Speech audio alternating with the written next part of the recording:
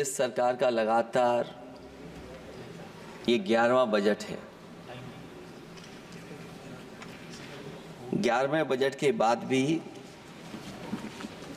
नाउम्मीदगी दिखाई दे रही है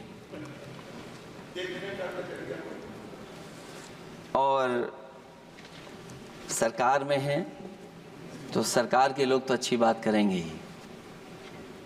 न केवल नाउम्मीदगी दिखाई दे रही है बल्कि जो चेहरों पे खुशी होनी चाहिए थी सरकार बनने के बाद, वो चेहरों पे उतनी खुशी नहीं दिखाई दी। खुशी नहीं। ये 11वें बजट में बेरोजगारों के लिए, युवाओं के लिए, गांव के लिए और उनकी तकलीफ परेशानी का जो मुद्दा है वो 9-2-11 दिखाई दे रहा है मुझे। महंगाई में घर चलाना, बच्चों को पढ़ाना और घर के बड़े बुजुर्गों की दवा इलाज से लेकर के महंगाई का जो सामना करना पड़ रहा है, ये बातें परिवार वाले बखूबी जानते हैं।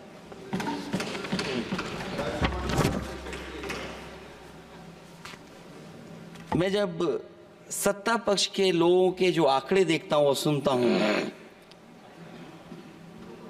अगर इतना सब कुछ 10 साल में अच्छा हुआ है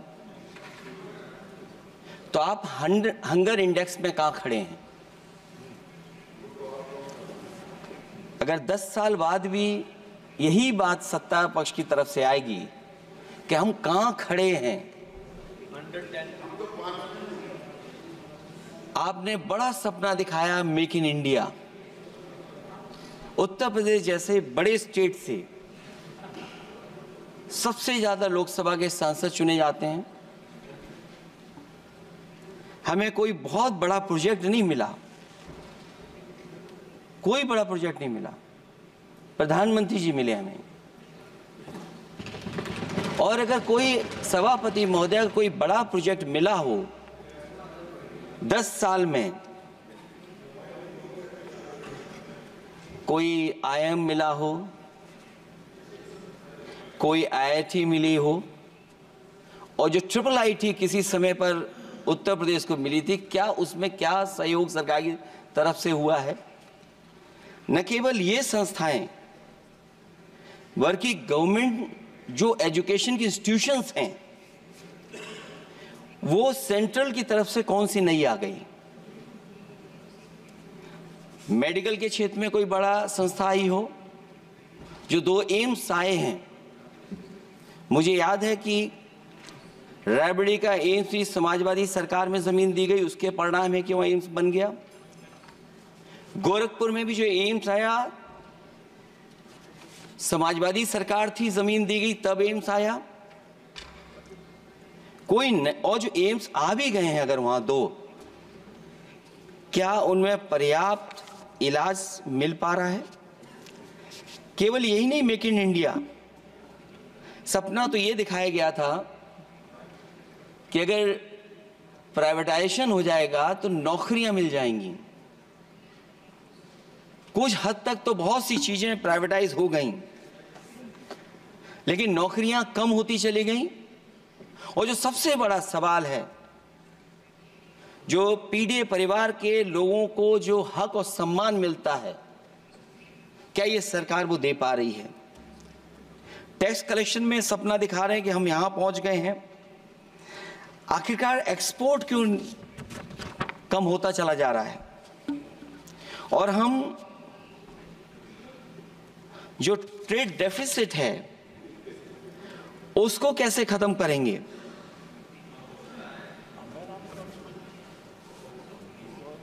दस साल में अगर हम वहीं के वहीं खड़े हैं और कोई ऐसा कुछ न दिख रहा हो और परिणाम जो रिजल्ट आए हैं यूपी के, उसमें दिखाई दे रहा है कि आपने कितना काम किया है। सभापति महोदय, अगर ये सब कुछ अच्छा किया होता तो क्या परिणाम ऐसे आए होते? जहां हारे ही नहीं हैं आप, सीटें ही कम नहीं हुई हैं, देश के प्रधानमंत्री जी भी वोट से हारे हैं, वोट से हारे। जो कभी 5 लाख तक जीतना था जिन्हें, या 10 का टारगेट बनाया था, कितने से जीते? तो कम से कम इन चीजों को तो देखें। मैं जब सुनता हूं सत्तापक्ष लोगों को तो मुझे वो लाइनें याद आ जाती कि वो झूठ बोल रहा था, बड़े सलीके से मैं एतवार न करता तो और क्या करता।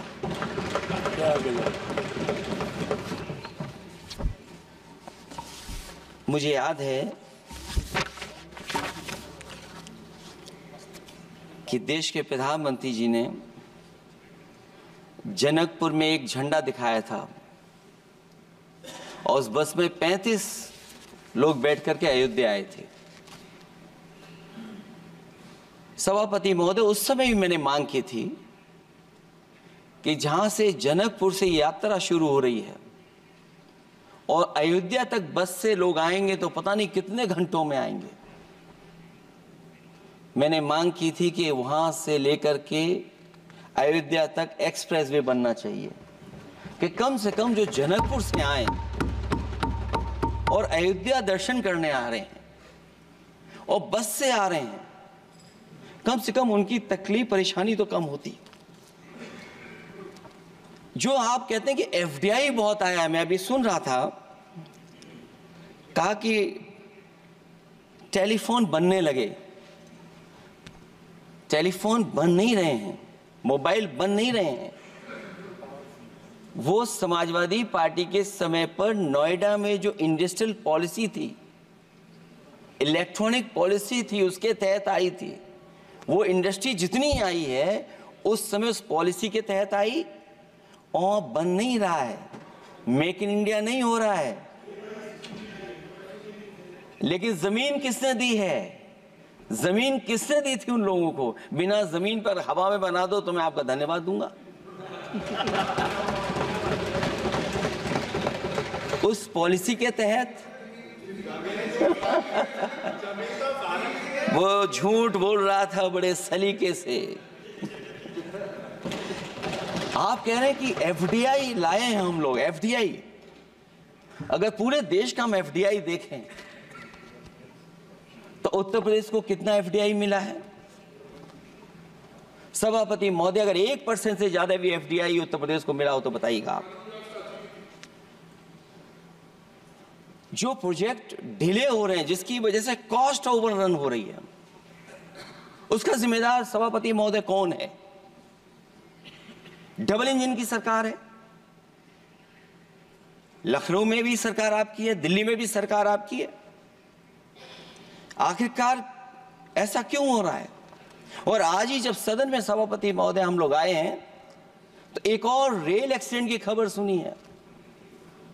जब से ये सरकार आई है,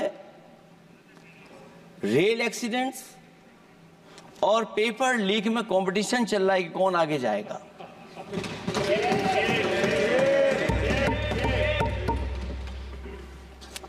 मैं तो अखबारों में पढ़ता था सभापति महोदय कि तोड़ फोड़ करके ये सरकार बनाते हैं। अभी एक सदस्य पिछली बार वो तोड़ फोड़ कर करके शायरी भी बनाने लगे हैं। जो प्रोजेक्ट और जिस प्रोजेक्ट के लिए प्रधानमंत्री जी एयरफोर्स का सबसे बड़ा हवाई जहाज हरकुलिस विमान लेकर के आए थे और वो सड़क पर उतरे थे, वो एक्सप्रेसवे पर उतरे थे। मैं समझता हूं सभापति महोदय, यहां जितने माननीय सदस्य हैं सब ने देखा होगा और सब ने निर्देश के अनुसार उस पर ट्वीट भी किया होगा। वो जो एक्सप्रेसवे अगर किसी ने बनाया था सभापति महोदय, जो डिजाइन, टेक्नोलॉजी का पार्ट, अलाइनमेंट, वो समाजवादियों की देन थी, वो आपकी देन नहीं थी। ये बात मैं इसलिए कह रहा हूं सभापति महोदय क्योंकि इस बजट में सरकार चलाने के लिए आपने पैकेज दिया है। हमें कोई नाराजगी नहीं है पैकेज देने की, आप पैकेज और दीजिए। लेकिन अगर आप बक्सर से भागलपुर एक्सप्रेसवे बना रहे हैं तो आप उत्तर प्रदेश के पूर्वांचल एक्सप्रेसवे को क्यों नहीं जोड़ रहे हैं? और मैं तो कहूंगा आपसे कि केवल अगर आप 25 किलोमीटर जोड़ देंगे, जहां पूर्वांचल एक्सप्रेसवे रुक गया था, केवल 25 किलोमीटर आप जोड़ देंगे तो दूसरे काम को अपना जो बनाते हैं, आप ये कह पाएंगे कि दिल्ली से लेकर के आपने भागलपुर तक एक्सप्रेसवे दिया है। हाँ जी, वो अभी से नहीं, बहुत पहले से बन रहा है। बहुत पहले से बन रहा है। मैं ये नहीं कहना चाहता कि क्या दिया आपने, मैं ये कहता हूं कि अगर आप बक्सर से भागलपुर एक्सप्रेसवे दे रहे हैं केवल बिहार के लोगों को खुश करने के लिए, मैं उससे सहमत हूं कि आप बिहार की तरक्की के लिए एक्सप्रेसवे दें, लेकिन जो पखनपुरा जो आखिरी गांव है जहां पर छूट गया है, वहां से आप क्यों नहीं जोड़ रहे हैं? और हमारे स्टेट के लिए आप कोई नया एक्सप्रेसवे क्यों नहीं दे रहे हैं? आप हमारे लिए क्यों नहीं दे रहे हैं एक नया एक्सप्रेसवे? आप दिल्ली के बजट से दे रहे हैं, आप यूपी अपने बजट से बना रहा है। आप बताइए कोई यूपी को आपने एक्सप्रेसवे दिया हो? कोई एक्सप्रेसवे नहीं दिया। और मैं तो कहूंगा, और याद दिलाइएगा अपनी सरकार को, एक बुंदेलखंड एक्सप्रेसवे बना था, अभी बताएंगे आपको उसका भी। सभापति महोदय, एक बुंदेलखंड एक्सप्रेसवे दिया सरकार ने, उत्तर प्रदेश सरकार ने, वो दिल्ली के बजट का नहीं है। मैं मांग कर रहा हूं कि दिल्ली के बजट से कोई एक्सप्रेसवे मिलना चाहिए। जो बुंदेलखंड एक्सप्रेसवे दिया, प्रधानमंत्री जी उद्घाटन कर करके वापस लौटे, अब रिपेयर का पैसा कौन देगा? वो आज भी रिपेयर मांग रहा है। सभापति महोदय, कोई कल्पना कर सकता है कि नया एक्सप्रेसवे बनाओ जिसका प्रधानमंत्री जी ने उद्घाटन किया हो, वो आज रिपेयर मांग रहा हो? और वो एक्सप्रेसवे 6 लेन नहीं है, वो 4 लेन है। मैं इसमें भी सुझाव देना चाहता हूं, ये जो बुंदेलखंड वाला एक्सप्रेसवे है, ये अभी 15,000 करोड़ से ज्यादा का बना है स्टेट गवर्नमेंट का। इसको मुनाफा नहीं हो रहा, टोल कलेक्शन नहीं है बहुत ज्यादा। इसको सतना से जोड़ दिया जाए और बुंदेलखंड जहां से शुरू हो रहा है हमारे डिस्ट्रिक्ट इटावा से, कम से कम उसको हरिद्वार तक ले जाना चाहिए। अगर हरिद्वार से लेकर के सतना लोग चले जाएंगे तो शायद बुंदेलखंड के लोगों को भी लाभ होगा। और सबसे बड़ी बात है सभापति महोदय, दिल्ली और लखनऊ मिलकर के उन एक्सप्रेसवे की सेफ्टी से और उसकी डिजाइन से खिलवाड़ कर रहे हैं। जो इंडियन रोड कांग्रेस कहती है, जो डॉक्यूमेंट कहता है, वो ये कहता है कि मीडियन सड़क का 12 मीटर से लेकर के 14 मीटर होना चाहिए। आप जाकर के देख के आइए, जो पूर्वांचल वाला बना है उसका मीडियन कितना है? क्या भविष्य में आपने चलने वालों की सेफ्टी के साथ खिलवाड़ की है कि नहीं की है? ये आपको विचार करना पड़ेगा। जिस समय लद्दाख और चीन को लेकर के सवाल उठा था सभापति महोदय, उस समय पॉलिटिकल पार्टी से सुझाव मांगे गए थे और सुझाव ये मांगे गए थे कि आप क्या सुझाव देना चाहते हैं। तो उस समय जो सुझाव समाजवादी पार्टी ने दिया था, वो सुझाव ये था कि लिपू लेक से लेकर के आपके ग्वालियर तक 6 लेन हाईवे बनना चाहिए। कभी जरूरत पड़ने पर सीमाओं पर हमारी फौज का आना जाना जल्दी हो जाए। और मुझे याद है, जो अखबारों में मैंने पढ़ा था, सरकार ने उसको स्वीकार कर लिया था कि 6 लेन हाईवे बनेगा वो। लेकिन जब टेंडर की बात आई तो सुनने में आया कि वो 4 लेन बनने जा रहा है। और अभी जब वो काम हो रहा है, जब काम मैंने दोबारा उसको देखा तो पता लगा कि डबल लेन पेव शोल्डर बन रहा है। सोचिए, कहां 6 लेन बनाने की बात थी, आप डबल लेन पेव शोल्डर बना रहे हैं। और पता नहीं कौन उस हाईवे को डिजाइन किसने किया है डिजाइन, कि जितने भी कस्बे उसके आसपास पड़ रहे हैं, कस्बे वाले अब नाला कहां से बनाएं, घर ऊंचा करें कि सड़क को तोड़ें। बहुत सारे कस्बों को वो समस्या के संकट में डाल दिया है सरकार ने।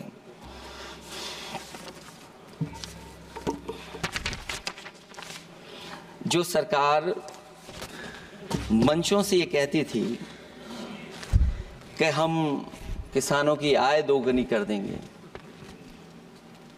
आज तो 11 साल हो गए सरकार को। किसान की आय दोगुनी हो गई क्या सरकार बताए? और अभी मैं बहुत सारे माननीय सदस्यों को जब सुनता हूं तो वो कहते हैं कि हम एमएसपी दे रहे हैं। अगर आप एमएसपी दे रहे हैं तो उसकी कानूनी गारंटी क्यों नहीं दे रहे हैं? आप कानूनी गारंटी दीजिए। और फिर कई बार सुनने को मिलता है कि हॉर्टिकल्चर क्रॉप्स के लिए आप क्या कर रहे हैं, उसके एमएसपी की कब तैयारी करेंगे आप? और फिर आय दोगुनी में आप कितना देंगे किसान को? जो पिछले बार बजट में कहा गया था कि एग्रीकल्चर इंफ्रास्ट्रक्चर के लिए 1 लाख करोड़ देश को मिलेगा। अगर 1 लाख करोड़ देश को मिला होगा एग्रीकल्चर इंफ्रास्ट्रक्चर को, तो कम से कम यूपी का शेयर कुछ तो रहा होगा। सभापति महोदय, सरकार ने अगर एक भी मंडी बनाई हो तो बता दें। हाँ, ये अलग बात है कि अगर आप कोई चीज सुधारने के लिए कोई परिवर्तन कर रहे हैं, स्टोरेज के लिए किसी को पहले ही बता दे रहे हैं, वो बात अलग है। लेकिन किसान कहां जाएगा जहां उसको रेट मिलेगी? और फिर ये इस बजट में कहा जा रहा है कि हम 109 high yielding and climate resilient varieties लाएंगे। तो सभापति महोदय, हम अपने माननीय मंत्री से कहेंगे कि वो ग्लोबल वार्मिंग के लिए जो आप काम पिछले कितने वर्षों से कर रहे हैं, क्या हुआ उस ग्लोबल वार्मिंग का?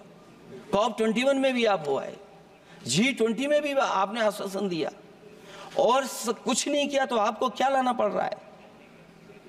109 high yielding and climate resilient varieties. आप मुझे बताओ किसान पर कब तक पहुंचाओगे आप? और उसको पहुंचाने के लिए आपके पास क्या इंतजाम है? और फिर दूसरे पैराग्राफ में फिर बदल जाते हैं आप। अभी आप बात कर रहे हैं रेजिलिएंट वैरायटीज की, और फिर आप कह रहे हैं कि हम नेचुरल फार्मिंग को बढ़ावा देंगे। सभापति महोदय, इस सरकार बताए कि रेजिलिएंट क्रॉप सीड्स कब तक पहुंचा देंगे, उससे लाभ किसानों को कैसे मिलेगा?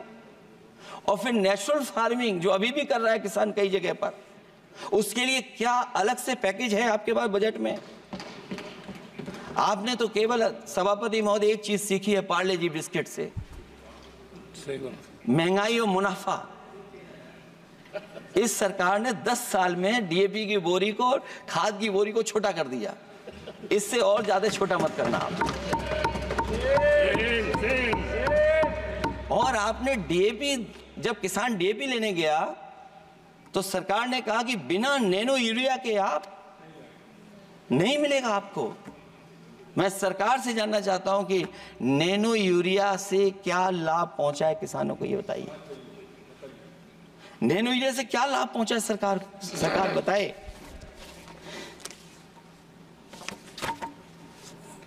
हमारे यहां बड़े बड़े आयोजन हुए सभापति महोदय, इन्वेस्टमेंट मीट के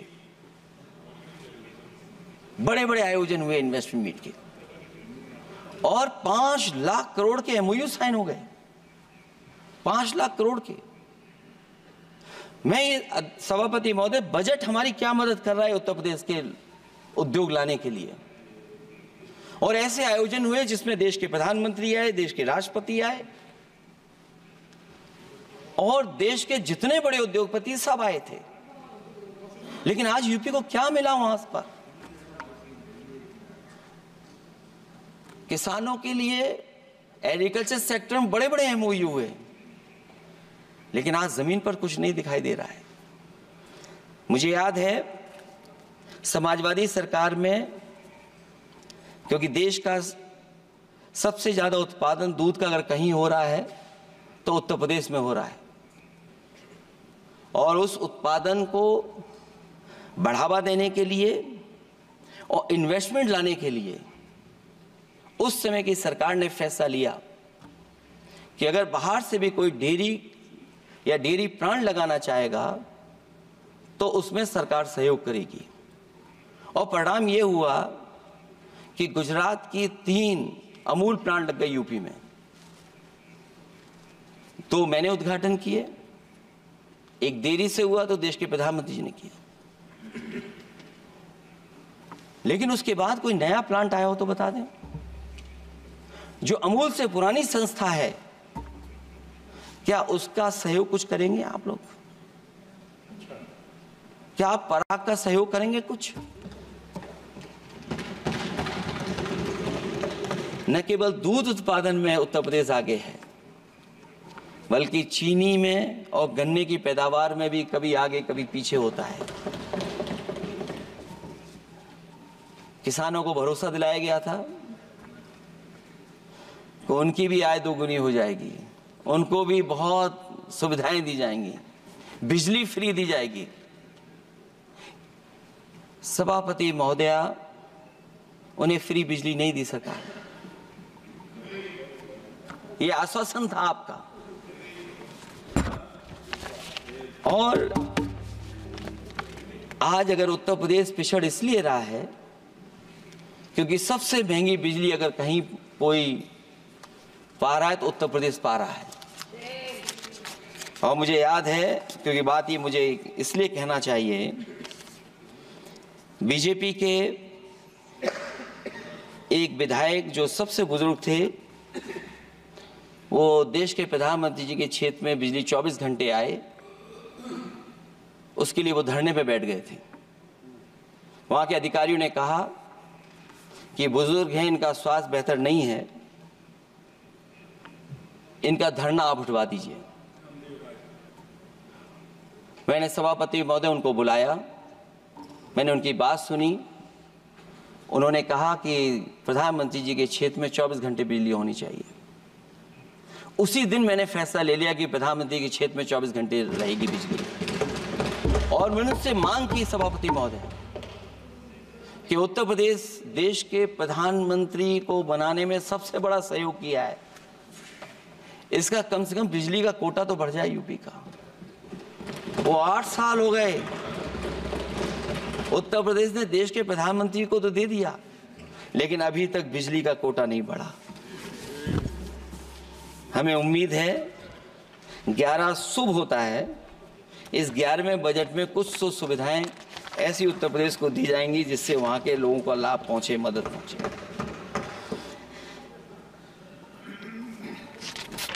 जहां किसान आत्महत्या कर रहा है, और पिछले 10 साल में सरकार जानती होगी कि कितने किसानों ने आत्महत्या की है, लाखों लाख किसान आत्महत्या कर चुके हैं। जहां किसान तकलीफ और परेशानी में है, वहीं सबसे ज्यादा अगर संकट किसी चीज पर आया तो वो नौकरी पर आया है, रोजगार पे आया है। जब सरकार का बजट मैं पढ़ता हूं तो जो स्कीम्स लाई जा रही हैं उसमें, क्या ये स्कीम नौजवान को पक्की नौकरी दिलाएगी? क्या इन स्कीम से 5,000 रुपए देकर के आप नौजवान का भविष्य बनाना चाहते हैं? आप क्या दे रहे हैं आप? और मुझे तो ये लगता है कि जो वर्क फोर्स आप बना रहे हैं ट्रेनिंग देकर के सरकार के पैसे से, अंतोगत्वा इनको भी एक्सप्लॉइट वही लोग करेंगे, उद्योगपति। आखिरकार जब इतनी टेक्निकल, इतनी ट्रेन फोर्स होगी, तो आप ये मुझे बताइए कि उसके भविष्य क्या होगा। अगर इतने बड़े पैमाने पे आप ट्रेनिंग करा रहे हो, सरकार का बजट उसमें खर्च हो रहा है, तो सभापति महोदय उनका भविष्य क्या होगा 5 साल के बाद? और जो अग्निवीर वाली नौकरी है, सभापति महोदय, कोई भी नौजवान जो फौज के लिए तैयारी करता है वो कभी स्वीकार नहीं कर सकता। जब पहली बार ये स्कीम आई थी अग्निवीर, उस समय बड़े बड़े उद्योगपतियों से ट्वीट कराया गया था कि अग्निवीर से अच्छी कोई योजना नहीं है, इनको हम नौकरी दे देंगे, हम अपने यहां रख लेंगे। और शायद सरकार में बैठे लोगों को यह बात याद होगी, क्योंकि सरकार खुद स्वीकार करती है स्कीम ठीक नहीं है, तभी वो अपनी अपनी सरकारों से कह रहे हैं कि अग्निवीर वाले जो लौट करके आएंगे उन्हें कोटा दीजिए, आप नौकरी दीजिए।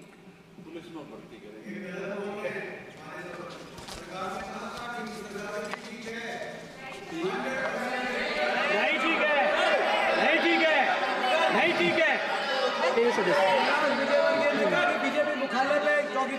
सभापति महोदय मैं बैठ जाता हूं, आप खड़े होकर के कह दीजिए अग्निवीर व्यवस्था अच्छी है।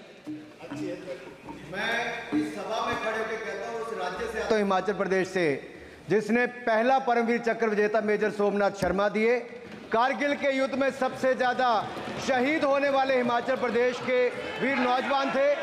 4 परमवीर चक्र विजेता हुए, उसमें से 2 कैप्टन विक्रम बत्रा और सूबेदार संजय कुमार हिमाचल प्रदेश से हुए। और मैं कहता हूं, जी हां, जो लंबे समय से मांग थी 1 रैंक 1 पेंशन की किसी सरकार ने पूरी नहीं की, वो नरेंद्र मोदी जी की सरकार ने यहां पर पूरी की है। और मैं एक बात और कहता हूं, अखिलेश यादव जी सुन ले, अग्निवीर में 100% एम्प्लॉयमेंट की गारंटी है और रहेगी। माननीय सदा साहब अपनी बात सभापति महोदया, जो मैंने बहुत छोटा सवाल पूछा था, मैं दूसरी बात कहता हूं। अगर ये जो बात आप कह रहे हो, तो आपको जरूरत क्यों पड़ रही कि आपको उत्तर प्रदेश में और प्रदेशों में कोटा देना पड़ रहा है 10%? सभापति महोदय, सभापति महोदय, सभापति महोदय, बैठिए। सभापति महोदय, जहां तक परमवीर, रुक जाइए,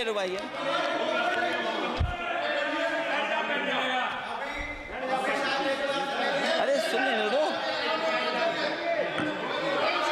माननीय सदा साहब अपनी सभापति महोदय, सभापति महोदय, चैल जानते हैं आप कहाँ हैं? चैल जानते हैं आप कहाँ हैं? कभी गए हो उस मिलिट्री स्कूल में? मैं खुद मिलिट्री स्कूल का पढ़ा हूँ। और आप परमवीर चक्र की बात कर रहे हो, तो हम भी तमाम नाम गिना सकते हैं। माननीय सदस्यों से मैं आग्रह कर रही हूँ, आपस में चर्चा न करें। ये सभापति महोदय, ये सभापति महोदय, जी 1 मिनट से भी कम, मैं आपके सामने कहना चाहता हूं, ये तो केवल मिलिट्री स्कूल गए हैं। मैं आज भी टेरिटोरियल आर्मी के 124 रेजिमेंट में कैप्टन के रैंक पे अपनी सेवाएं दे रहा हूं। अखिलेश जी केवल ज्ञान मत बांटिए, राहुल गांधी जी के साथ बैठकर अब वाहे बुलाने का झूठ बोलने की आपको आदत पड़ गई। प्लीज बैठिए, प्लीज। माननीय सदस्य से मैं आग्रह कर रही हूं, आप अपनी बजट पर चर्चा करें। सभापति महोदय, आपका समय पूरा हो गया है, मैं प्लीज कंप्लीट करिए। सभापति महोदय, मैं इसलिए नहीं कह रहा, मैं क्या बात कहना चाहता हूँ, शायद मंत्री जी नहीं रहे इसलिए तकलीफ परेशानी ज्यादा है। और आप अरे हमारा दर्द नहीं समझोगे, हम आपका दर्द चेहरे से पढ़ते हैं। अच्छा, दर्द मैं बताता हूँ, माननीय सदस्यों से मैं आग्रह कर रही हूँ, सभापति महोदय, दर्द मैं बताता हूँ, बजट पर चर्चा करिए। प्लीज बजट पर सभापति जी, दर्द मैं बताता हूँ। देखिए, दर्द बात पहुंचेगी कि नहीं पहुंचेगी। सभापति महोदय, उत्तर प्रदेश से जब से हारे हैं तब से कोई नमस्कार नहीं कर रहा है। तकलीफ वो है आपको। कंप्लीट करिए। वो वीडियो हमने देखा है कि कोई किसी को नमस्कार नहीं कर रहा है, कोई किसी को देख नहीं रहा है। चलिए, धन्यवाद माननीय। और जो अपने आप को बहुत ताकतवर कहते थे, आप अपने आप को, जिसने हराया उसको नहीं ये हटा पा रहे हैं। अब बात समझ में नहीं आई ना? माननीय जिसने हराया उसको नहीं हटा पा रहे। और अगर सभापति महोदय, अग्निवीर व्यवस्था समाजवादी लोग स्वीकार ही नहीं कर सकते। आप बजट पर पूरी अपनी बात सभापति रखिए। महोदय, अग्निवीर स्वीकार नहीं कर सकते। आप अपनी जब भी चर्चा हम रखिए, सत्ता में आएंगे, साल 2 साल, ये चलने वाली सरकार नहीं है, गिरने वाली सरकार है, याद रखना आप। माननीय सदस्य, और देखिए, आप क्यों नहीं समझ रहे हो? साइकिल हमारा चुनाव चिन्ह है, साइकिल ही आपको सरकार चलवा रही है। जिस दिन साइकिल हट गई, आप कहां बैठे मिलोगे? और दूसरे हमारे साथी हैं जो हमें लेकर के यहाँ लाए थे। माननीय सदस्य से मैं आग्रह कर रही हूँ, कंप्लीट करिए। सभापति महोदय, मैं 2-3 बातें कहता हूँ यूपी को लेकर के, मैं मांग करता हूँ। कंप्लीट करिए आप। सभापति महोदय, चंबल एक्सप्रेस वे बनना चाहिए, क्योंकि देश का सबसे बड़ा एक्सप्रेस वे जो 1 लाख करोड़ का बना है, वो दिल्ली मुंबई से है। और यूपी को क्यों नहीं जोड़ रहे हैं आप? गंगा को लेकर के सब चिंतित हैं। गंगा की सफाई अभी नहीं हुई है। जो बजट गया पता नहीं कहां चला गया, किसी को नहीं पता। जैसे पानी बहा वैसे ही बजट भी चला गया। दूसरा, क्योंकि मंत्री जी बैठे हैं, वो जानते होंगे मंत्री जी कि देश की सबसे अच्छी लाइन सफारी बनी है इटावा में, और उस लाइन सफारी को बनाने में हम लोगों को बहुत समय लगा, क्योंकि एक लाइन सफारी एनिमल सफारी अगर बननी हो उसको बनाने में बहुत टाइम लगता है, बहुत जगह से परमिशंस लेनी पड़ती हैं। हम लोगों को परमिशंस नहीं मिली, और क्योंकि वो प्रोजेक्ट अच्छा है, एशियाटिक लाइन्स की ब्रीडिंग शुरू हो गई वहाँ पर। ये सरकार इसलिए नहीं शुरू करना चाहती है क्योंकि वो समाजवादियों ने बनाई है। पहली बार देश में एशियाटिक लाइन्स पैदा हो रहे हैं। नहीं, वहाँ पर इटावा में पहली बार हो रहे हैं, और वो इसलिए नहीं शुरू कर रहे हैं। और वो शेर मैं बता दूंगा आपको, शेर आया था कि कोई और आया था, वो कहानी मैं नहीं पढ़ूंगा यहाँ पर, फिर मैं बोल दूंगा तो फिर कहोगे कि क्या बोल दिया मैंने, इसलिए मत बुलवाइए तो ही अच्छा है। कि कुछ तो धन्यवाद माननीय सदस्य, धन्यवाद। कुछ मत बुलवाइए मुझसे। सभापति महोदय, मैं ये कहना चाहता हूँ कि लाइन सफारी, एनिमल सफारी उस क्षेत्र की, यूपी की प्राइड है वो, कि पहली बार ब्रीडिंग सेंटर एशियाटिक वहाँ पर बन गया है। दिल्ली की सरकार और यूपी की सरकार मिलकर के उसको शुरू नहीं होने दे रही है। मुझे उम्मीद है कि उसको शुरू करवा देंगे आप। और आखिरी में मैं कहता हूँ, चलते चलते आप 2 लाइनें कहता हूँ, बुनियाद को नकार कर जो इमारतें उठाएंगे, हम भी देखते हैं वो किस मंजिल तक जाएंगे। धन्यवाद। बहुत बहुत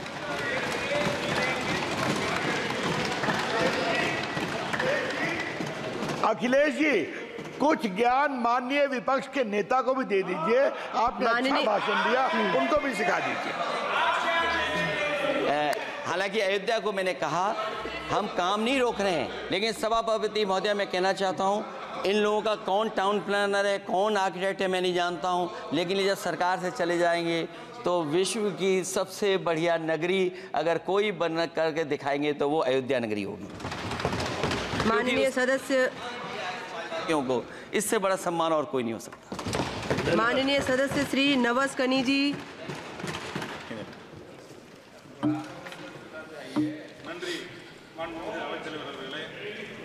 ரெண்டாயிரத்தி 24-25 நிதிநிலை அறிக்கை மீதான விவாதத்தில் பங்கேற்பதற்கு வாய்ப்பளித்தமைக்கு நன்றி தெரிவித்துக் கொள்கின்றேன்.